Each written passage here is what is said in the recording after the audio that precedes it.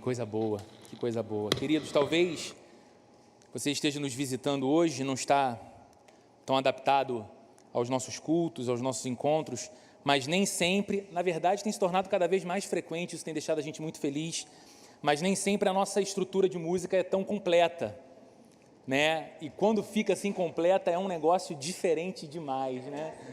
Diferente demais. Eu estava ali e a gente não sabe se canta e louva ao Senhor ou se fica olhando e admirando o talento dos irmãos tocando, que é sempre muito bom.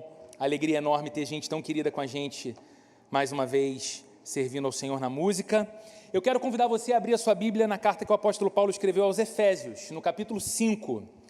Hoje nós vamos ler um trecho que vai do versículo 8 até o versículo 14. Se você nos visita, ou se você não está tão acostumado aos nossos cultos, nós estamos aqui há um pouco mais de um ano na nossa igreja, caminhando numa série de mensagens com base na carta que o apóstolo Paulo escreveu aos Efésios. Então são, se eu não me engano, hoje 55 domingos em que nós estamos caminhando verso a verso na mensagem dessa carta tão preciosa da Bíblia, que nos fala tanto sobre Deus, mas que fala tanto sobre nós quando nos fala sobre Deus, e que nos ensina tanto a viver, e que nos desafia tanto a vida, mas que nos apresenta um modelo de vida tão maravilhosamente desejável, que é a vida que o Senhor tem para cada um de nós. Se você chega hoje pela primeira vez, talvez tenha o interesse de entender um pouco mais como são as outras mensagens, como foram, como chegamos até aqui, você consegue encontrar tudo disponível nas plataformas digitais em áudio, em Spotify, Apple Music, Google Podcast, basta você procurar por Igreja Plena Rio, ou em vídeo, todas as mensagens em vídeo também no canal da Igreja Plena Rio no YouTube, basta você procurar e você consegue aí, como eu tenho brincado a cada semana aqui, maratonar essa série em tempos que o brasileiro aprendeu a gostar de série. Vamos lá, Efésios capítulo 5, a partir do verso 8 até o verso 14, diz assim a Bíblia nas palavras do apóstolo Paulo: porque outrora vocês eram trevas, mas agora são luz no Senhor. Vivam como filhos da luz. Pois o fruto da luz consiste em toda bondade, justiça e verdade. E aprendam a discernir o que é agradável ao Senhor. Não participem das obras infrutíferas das trevas, antes exponham-nas à luz.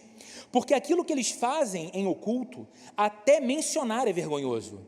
Mas tudo que é exposto pela luz torna-se visível, pois a luz torna visíveis todas as coisas. Por isso é que foi dito: desperta, ó tu que dormes, levanta-te dentre os mortos e Cristo resplandecerá sobre ti. Até aqui vamos orar. Senhor, obrigado por uma manhã tão especial, obrigado por esse tempo de louvor, obrigado pelos batismos, obrigado pela festa que o nosso coração celebra quando nos deparamos diante do Deus da nossa vida. Agora o que nós te pedimos, Senhor, é que a Tua palavra mais uma vez nos fale ao coração. Senhor, o Senhor sabe de todas as minhas limitações, o Senhor sabe da minha total incapacidade de falar a tantos corações diferentes nessa manhã, mas eu creio, Senhor, que a Tua palavra é viva, que o Senhor é um Deus vivo e que o Seu Espírito está presente em nosso meio para guiar-nos pelo texto, aquilo que Tu tens para a nossa própria vida, Senhor. Então, sussurra a nossa alma aquilo que o Senhor tem como porção para a nossa vida, nesse dia, em nome de Jesus. Amém e amém. Eu queria começar essa nossa conversa de hoje fazendo para você uma pergunta que com certeza já fizeram para você e que talvez você em algum momento já tenha feito para você mesmo. É uma pergunta simples. A pergunta é a seguinte: quem é você? Quem é você? Já parou para pensar que essa pergunta simples, super simples, é muito importante? Ela é muito importante porque ela fala da nossa identidade. Quando você responde a essa pergunta, você vai responder essa pergunta dizendo acerca daquelas coisas que definem quem você é, que definem você. E por isso, porque definem você, explicam a maneira como você se comporta, como você vive, como você conduz a sua vida. Se você fizer essa pergunta para mim, eu poderia, por exemplo, respondê-la da seguinte forma: eu sou um homem adulto, chamado Roberto. Eu sou casado há 17 anos com a Sheila. Eu tenho 2 filhos. Eu sou um cristão em busca de constante crescimento na minha comunhão e no meu relacionamento com Deus. São informações importantes, concorda? Mas são mais do que informações. Eu não estou dando apenas para você simples informações, eu estou dando para você notas que constituem quem eu sou. E mais do que isso, eu estou dizendo a você algumas coisas que apontam a maneira, então, como eu devo viver. Ou seja, eu não posso ser todas as coisas que acabo de descrever: um homem maduro, casado há 17 anos, consciente de que sou adulto, um cristão caminhando com Cristo e buscando ser cada vez mais semelhante a Jesus e ter comunhão com Deus. Eu não posso responder essas coisas e ao mesmo tempo ter o comportamento de um adolescente de 13 anos. Não cabe eu fazer uma afirmação acerca da minha identidade de um sujeito que tem uma história conjugal de 17 anos, filhos em desenvolvimento, que é um pastor, que busca ser um cristão sincero e, ao mesmo tempo, manifestar em minha vida algumas reações intempestivas de um universitário de 20 anos. Porque você vai olhar e vai dizer: Roberto, o que você está demonstrando não combina com o que você está dizendo que você é. Isso é muito importante, esse tipo de pergunta, que de vez em quando nós precisamos nos fazer, olhando no espelho: afinal de contas, quem eu sou? Afinal de contas, quem eu sou? É muito importante para a vida em geral, mas é ainda mais fundamental para o cristianismo. Sabe por quê? Porque identidade, aquilo que se é, e comportamento, aquilo que se faz, são coisas inseparáveis na Bíblia. Identidade e comportamento são coisas vinculadas na Bíblia o tempo todo. Queridos, do que fala a Bíblia? A Bíblia fala da nossa redenção, certo? A Bíblia nos fala do Deus que não desistiu de nós. A Bíblia fala do Deus que decidiu não nos abandonar em nossos pecados. Os nossos pecados mereciam o desprezo de Deus. Porque a nossa vida, criada por Deus para Deus, voltou-se de ombros para Deus. Nós preferimos o pecado do que a presença dEle. Nós preferimos fazer de nós mesmos deuses da nossa própria vida do que ter em Deus o Senhor que guia os nossos passos. Mas que história a Bíblia nos conta? Não a história de pessoas que foram criadas e depois abandonadas à própria sorte de uma existência sem Deus, mas a história de um Deus cuja saga de amor é tão intensa que Ele vem ao nosso encontro, supera o nosso pecado, não nos deixa abandonados e distantes, mas envia o Seu Filho para nos tornar seus filhos, através do que o Filho dele, Jesus, o Salvador, fez na cruz por nós. E essa identidade do cristão é apresentada no curso da Bíblia toda. O cristão é alguém amado. O cristão é alguém que foi alvo de profundo amor.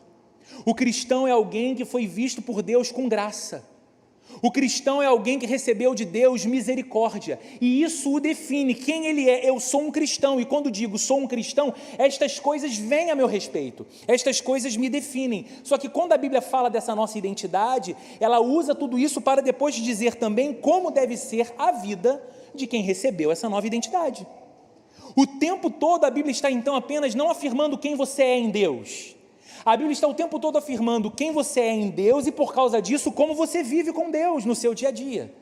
Como você vive com Deus em seu cotidiano. E é o que nós vimos aqui na semana passada, quando refletimos, pelo menos começamos a ver, quando refletimos as palavras do apóstolo Paulo no versículo 8. O que ele diz no verso 8? Porque outrora vocês eram trevas, mas agora são luz no Senhor. Houve um tempo em que o que identificava vocês, o que faria vocês responderem à pergunta, quem sou eu? Era isso aqui, vocês eram trevas. Não apenas, como vimos na semana passada, que a vida de vocês se encontrava num ambiente mais escuro, menos acessível à luz, com menos claridade para a tomada de decisão e discernimento de vocês, mas que a própria escuridão estava dentro de vocês. Outrora, a identidade de vocês era essa, vocês eram trevas, mas diz Paulo, mas agora a identidade de vocês é outra, vocês são luz no Senhor. Foi apresentada a identidade, então ele passa a dizer, portanto, uma vez que vocês são isso, vivam assim. Vivam como filhos da luz. E a pergunta que precisamos fazer nessa manhã é: que espécie de vida é essa? Como é que ela é possível? O que é a vida de um filho da luz? Como que essa vida se manifesta no nosso cotidiano? Não num ideal, não num campo conceitual, que a gente fica aqui por alguns minutos imaginando e filosofando a partir da religião uma série de aspectos, mas como que isso se aplica na minha vida na segunda-feira, na terça-feira, na quarta-feira. E é o que a gente vai ver na sequência do texto a partir do verso 9, porque Paulo dá essa resposta. A Bíblia nos dá essa resposta. Paulo está dizendo: vivam como filhos da luz, e segue no verso 9 dizendo: pois o fruto da luz consiste em toda bondade, justiça e verdade. E aprendam a discernir, verso 10, o que é agradável ao Senhor. Queridos, como que essa vida se manifesta? Se um cristão é alguém que antes era treva, mas agora é luz no Senhor e deve viver como filho da luz, como que essa vida se manifesta? Em primeiro lugar, essa vida se manifesta não apenas em palavras. Essa vida ganha concretude não apenas na minha afirmação, quando eu digo: agora eu sou um filho da luz, agora eu sou um filho de Deus, agora eu sou um crente, agora eu sou um cristão, agora eu sou um discípulo de Jesus. Essa declaração verbal é muito importante, mas ela sozinha é muito pouco. O que esse texto está nos ensinando é que essa vida se manifesta não apenas em palavras de afirmação, mas em frutos. É uma vida que frutifica algo, é uma vida que produz algo, e esse algo, o texto está dizendo que é uma vida que irradia toda a bondade, toda a justiça e toda a verdade. Queridos, veja como a Bíblia é prática. E veja como ao mesmo tempo a Bíblia nos desafia. Porque o texto aqui não está falando de nada que você desconheça. Uma vida que irradia bondade, justiça e verdade, esses três termos usados pela Bíblia não são termos estranhos para você. Você é capaz de conceituar essas coisas. Você é capaz de falar acerca dessas coisas. Você é capaz de dizer: eu aprecio e estimo estas coisas. A Bíblia não está me falando de algo que eu não entendo, a Bíblia está sendo prática. A Bíblia está falando do meu mundo concreto e real, e ao mesmo tempo me desafiando muito, e desafiando muito a você, porque afinal de contas, olhe para o mundo à nossa volta, olhe para a sociedade à nossa volta. Nós estimamos a bondade, não é?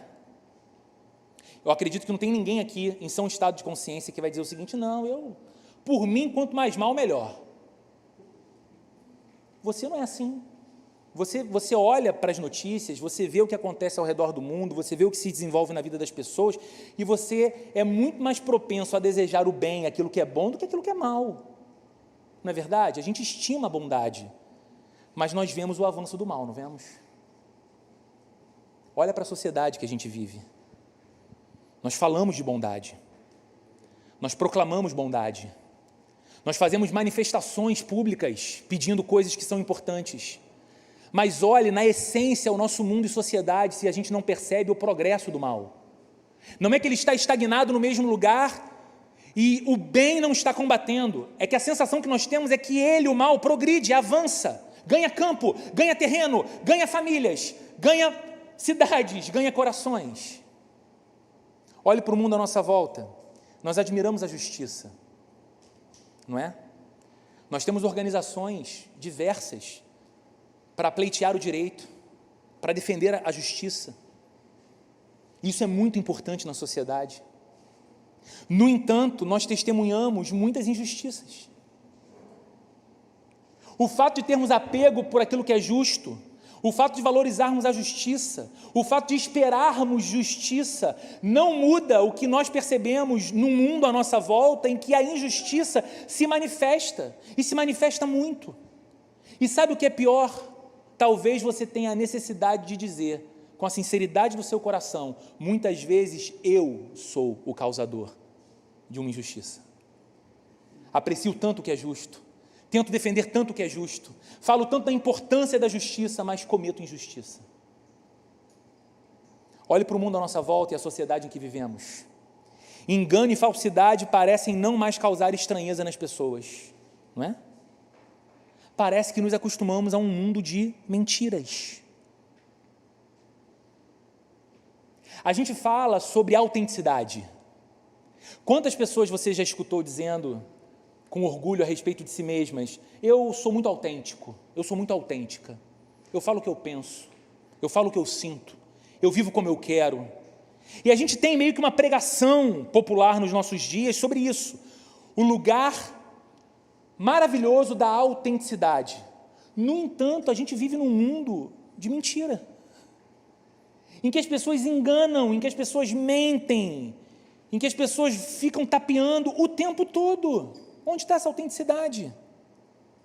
Essa, queridos, é uma descrição da escuridão do nosso mundo. E, sinceramente, você nem precisa da Bíblia para comprovar que isso é verdade. Você só precisa estar vivo. Você não precisa da Bíblia para dizer para você que a bondade que nós estimamos não muda o fato de que o mal tem avançado.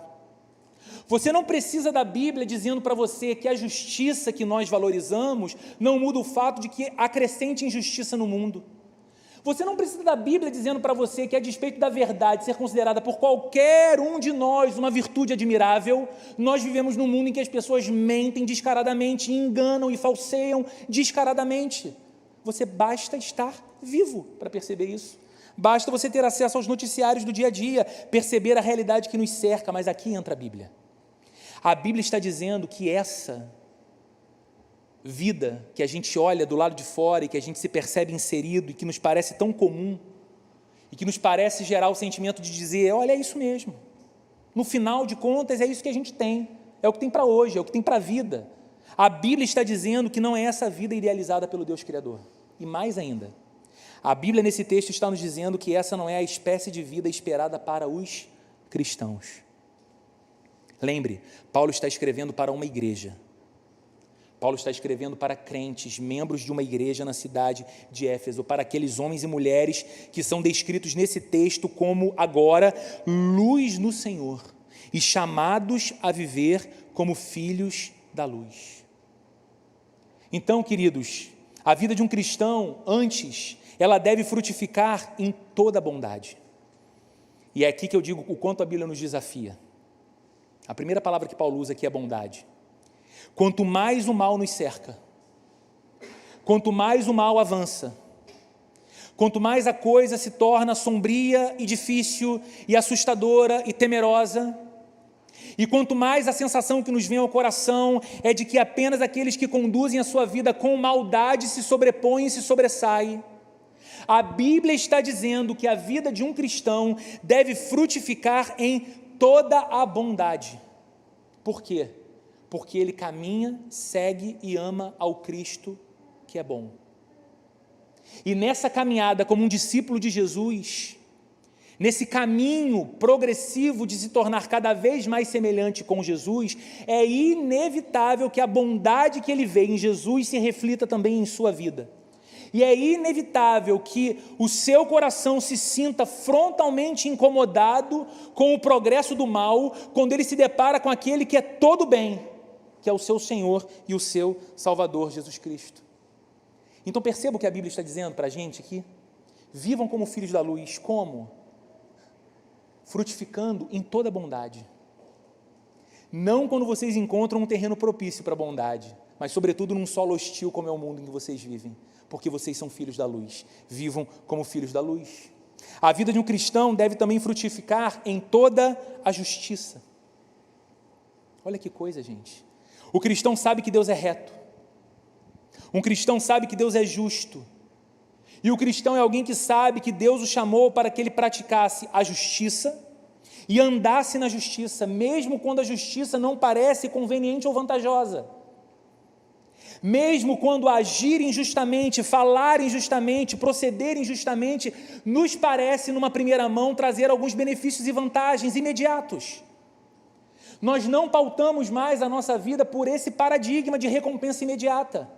O cristão é alguém que entendeu que antes era treva, mas agora é luz no Senhor, e ele é chamado a viver uma vida que manifesta como fruto toda a justiça. Eu disse que é um texto que nos desafia. Porque nós sabemos ser injustos. Nós sabemos ser injustos no trato com o outro. Nós sabemos ser injustos com aqueles que prestam serviços a nós. Nós sabemos ser injustos com pessoas que nós não consideramos ter tanta importância social na nossa vida.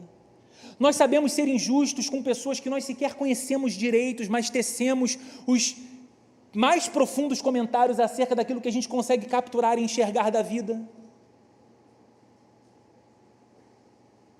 Nós temos uma inclinação para a injustiça. Só que a Bíblia está dizendo que a nossa identidade é outra, então o nosso comportamento também tem que ser.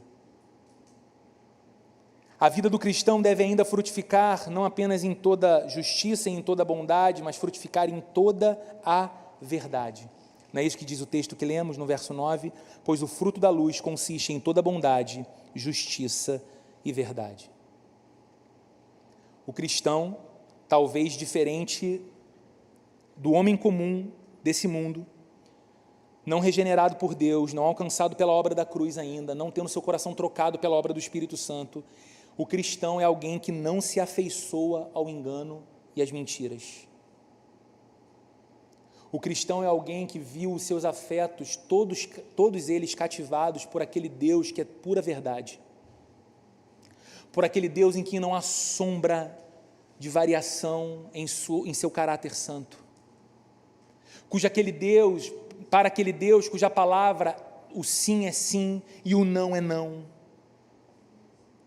Então o cristão é alguém que se apega a isso, ele sabe que pertence ao Deus de toda a verdade, então ele procura pautar a sua vida na verdade, e não no engano, não na mentira, não na falsidade, não naquilo que projeta uma imagem irreal acerca de você para os outros, para que você seja aceito, admirado ou incluído num grupo específico que você queira.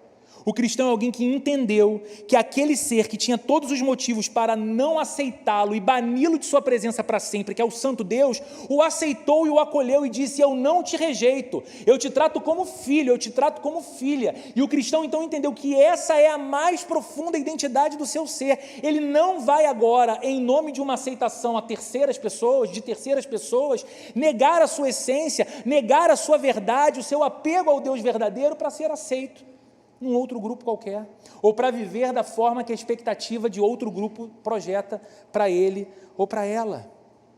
Queridos, é tão fácil na vida que a gente se encontra hoje, nós relativarmos algumas condutas e alguns comportamentos e dizer o seguinte: mas todo mundo mente. Você já ouviu falar em mentirinha santa? Eu já ouvi. Não, mas isso aí é só uma mentirinha santa. Isso é uma mentirinha que faz bem, que não faz mal. O problema é que a gente está com uma visão cada vez mais apagada de quem é Deus. E projetando para Deus quem nós somos, não quem Ele é. Enquanto o contrário tinha que ser verdadeiro. É o brilho da imagem dEle, é a glória dEle, é o caráter dEle que deveria começar a refletir em nós e mudar a gente. Eu não sei, queridos, se fica claro para você, mas eu vou destacar isso. O cristão, que agora é luz no Senhor, vive num mundo escuro. O cristão é esse sujeito que vive num mundo de trevas para com Deus, mas é exatamente nesse mundo que ele foi chamado para viver a sua missão. Perceba, o cristão é alguém que diz o seguinte: esse mundo não me define, eu não pertenço a ele, porque eu pertenço ao Senhor, eu pertenço ao reino de Deus, mas ele não é um alienígena. Ele continua vivendo a sua vida e todas as interações nesse mundo, no mundo real, de todas as pessoas. E nesse mundo ele não apenas sobrevive como um cristão, mas ele tem uma missão, ele tem um papel a cumprir, ele deve viver como um filho da luz. Mas a missão do cristão só é possível, queridos, porque ele é diferente do mundo onde ele habita e não igual. Sabe por que o cristão é relevante na sociedade? O cristão é relevante na sociedade não ao passo que ele se parece com a sociedade. O cristão é relevante com o mundo ao passo que ele se parece mais com Cristo, e o brilho da luz de Cristo revela a escuridão que há no mundo. E ele é tão necessário à sociedade porque apenas ele, como um discípulo de Jesus, como um filho da luz, pode proclamar o Evangelho e dizer a esse mundo em trevas: volte-se para Deus. Há uma outra vida possível, há um outro caminho possível. Há um outro sentimento possível. A relevância singular dos cristãos na sociedade está exatamente no fato de que eles sinalizam a existência de uma outra maneira de viver. Não é apenas um esforço para nós, meu Deus, que desafio nesse mundo tão difícil viver como um filho da luz. É também sinalizar ao mundo que existe uma outra vida possível e que essa vida está disponível a nós em Jesus. Ele inaugurou essa vida. A gente recebeu essa vida.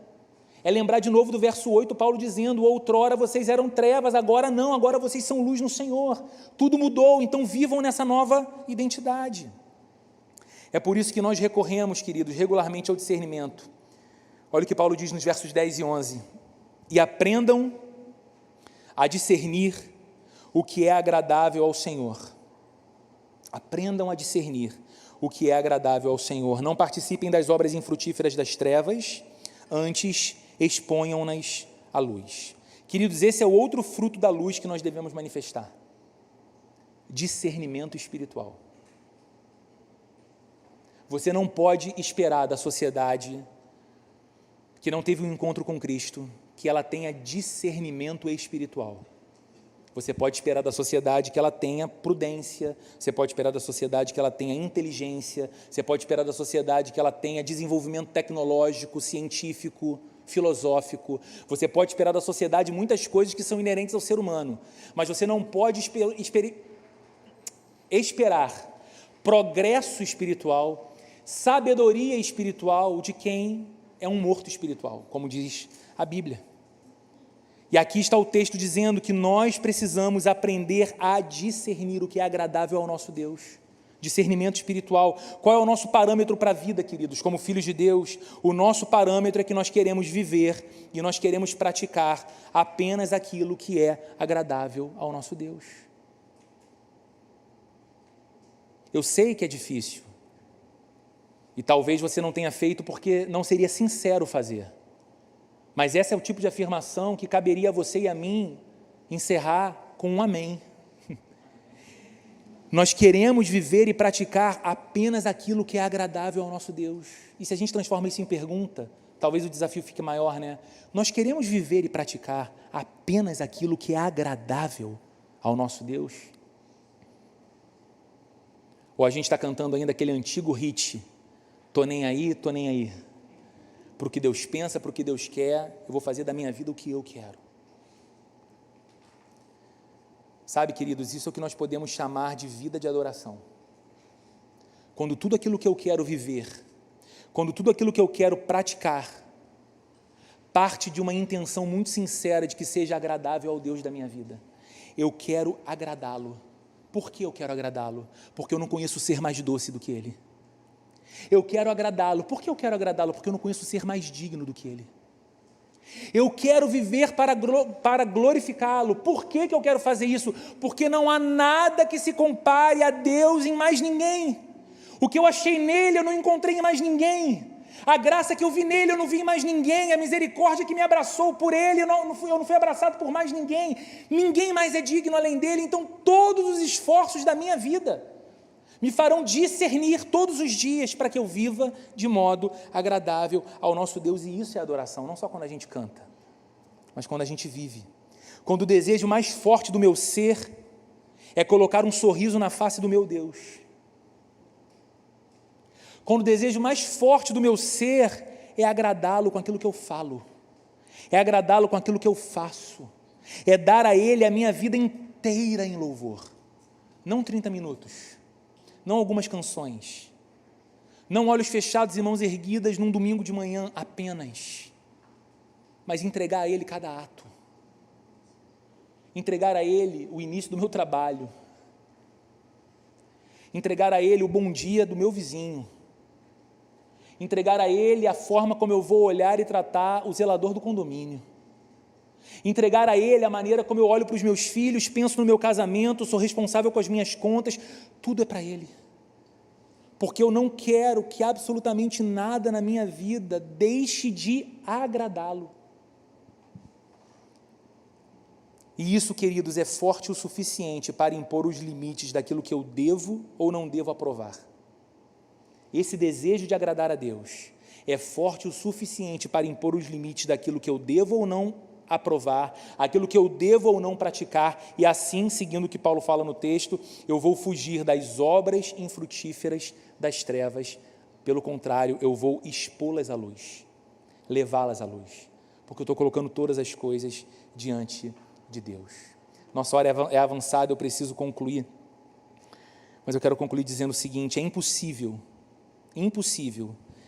viver na luz, desfrutar da luz, mas tentar manter na vida práticas e obras das trevas. Você precisa sair daqui, se você não ouviu nada que eu falei, se nada vai ficar gravado no teu coração, saia com essa frase: é impossível você viver na luz de Deus, é impossível você desfrutar da vida iluminada de Deus e tentar manter equilibrado na sua vida práticas e obras das trevas. Se o nosso encontro com Jesus foi real, se a nossa conversão foi real, se o nosso encontro com Cristo foi real, nós fomos transformados das trevas para a luz.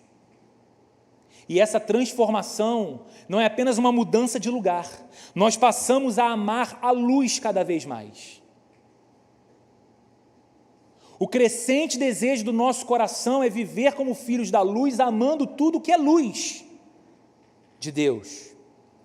E eu falo isso, queridos, porque existe um tipo perigoso de acomodação em muitos cristãos no nosso tempo.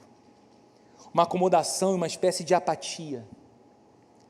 A gente vive uma espécie de cristianismo nominal hoje. Eu gosto de chamar de cristianismo zero açúcar. Não é calórico. Você pode consumir ele não vai te fazer mal. Mas é um cristianismo nominal zero açúcar que não me transforma. É um cristianismo adaptado ao meu desejo. Digo que sou cristão, procuro uma igreja para mim, mas eu modelo aquilo que eu chamo de fé. Eu defino o que o cristianismo é e não é, o que cabe e o que não cabe para mim. Sabe qual é o problema disso? O problema é que quando você estabelece o que você aceita no cristianismo e o que você rejeita no cristianismo, não é a Cristo que você ama, é você mesmo. Sabe quem é o Deus adorado? Você, não Jesus. Porque você está dizendo: Jesus, isso aqui eu gosto, adoro essa parte que o Senhor aqui bagunçou com os religiosos, é isso mesmo, não gosto de religioso também não, Jesus, gente ruim. Mas esse outro negócio aqui que Jesus fala para dar outra face, não gostei disso aqui não, Jesus, isso aqui é coisa de gente boba, não cabe para mim. E aí você vai fazendo um cristianismo fabricado por você mesmo, falso, que não vai te levar a se tornar um filho de Deus, um filho da luz, e esse é um caminho muito perigoso, queridos. Então, o que a Bíblia nos conduz hoje, o que o texto nos ensina hoje, e que nos move a orar, e acho que a principal coisa que nós podemos fazer diante de algo assim, diante de um texto como esse, é orar, pedindo que Deus tenha de nós misericórdia e nos ajude a viver esse tipo de vida, essa espécie de vida, como filhos da luz. Karl Barth, um importante teólogo suíço, dizia que quando mãos se juntam em oração, é o início de um poderoso motim que pode causar uma revolução. Às vezes a gente olha para os desafios da vida cristã e a gente sai de um momento como esse dizendo: é mais profundo do que eu pensava, né? É mais desafiador também. A gente pensa um pouco, mas depois a gente almoça, vai para a rotina e a gente sequer ora por isso. Mas eu queria te dizer uma coisa: se você que é um cristão, se você que é alguém que sabe que aquele que é a luz do mundo brilhou dentro de você e Ele é o teu Senhor, Ele é o teu Salvador, a despeito se o teu momento de vida é um momento em que você não se vê tão apegado apenas às obras da luz, mas tentando equilibrar coisas estranhas na sua caminhada, você hoje pode experimentar a profunda revolução da oração, dizendo: Deus vivo, tem misericórdia de mim e me ajuda a viver como um filho da luz, me ajuda a frutificar em toda a bondade, porque eu sei ser mau, me ajude a frutificar em toda a justiça, porque eu sei ser injusto, me ajude a frutificar em toda a verdade, porque eu sei enganar, isso está dentro de mim. Mas mais forte do que a carne que há em mim, é o teu Espírito que veio habitar em mim e que pode transformar esse pecador que eu sou em alguém para a tua glória. Então me ajuda a ser assim, Senhor. É assim que a gente tem que encerrar esse culto de hoje, queridos, orando e clamando por essa graça e por essa misericórdia. Vamos fazer isso juntos, vamos ficar de pé para orar. Senhor Deus, nós te louvamos nessa manhã pela tua palavra mais uma vez. A gente te louva pela Bíblia, Senhor, porque a tua palavra conduz o nosso coração na direção que o Senhor quer. Nós não olhamos para o texto tentando acomodar o texto ao nosso conforto, Senhor, mas a gente coloca o nosso coração ali do jeito que ele se encontra, diante do teu texto santo, Senhor, diante da tua palavra santa, pedindo que o Senhor nos trate com misericórdia e nos ajude a viver a vida que o Senhor nos chama para viver. Senhor, é impossível para nós, por mais que saibamos que somos luz no Senhor, por causa da obra do nosso Senhor e Salvador Jesus Cristo, por mais que saibamos do nosso chamado de viver como filhos da luz, Senhor, há muita escuridão nos cercando, há muita dificuldade no nosso coração, há muito engano, falsidade, injustiça, maldade. Senhor, nós te pedimos, não nos entregue ao nosso próprio coração, porque o nosso coração nos levará a descaminhos terríveis, Senhor, mas nos abraça em tua graça, Senhor. Nos toma em tuas mãos, Senhor, e nos ajuda a ser filhos de Deus, semelhantes a Jesus, de modo que andando com Jesus, olhando para Jesus, amando a Jesus mais profundamente do que qualquer outra coisa e pessoa nessa vida, nós possamos ver o desenvolvimento desses frutos em nós: bondade, justiça, verdade. Deus, de modo que a nossa vida ilumine esse mundo escuro, de modo que a nossa vida seja um testemunho da vida que o Senhor chama homens e mulheres a conhecerem e experimentar, Senhor. Ajuda a gente, Senhor, a viver dessa forma para a tua glória, Senhor, em nome de Jesus, e que o amor de Deus, a graça de nosso Senhor e Salvador Jesus Cristo e a comunhão e a consolação do Espírito Santo esteja presente com cada um de nós aqui hoje e durante toda essa semana para a glória do nosso Deus. Amém e amém.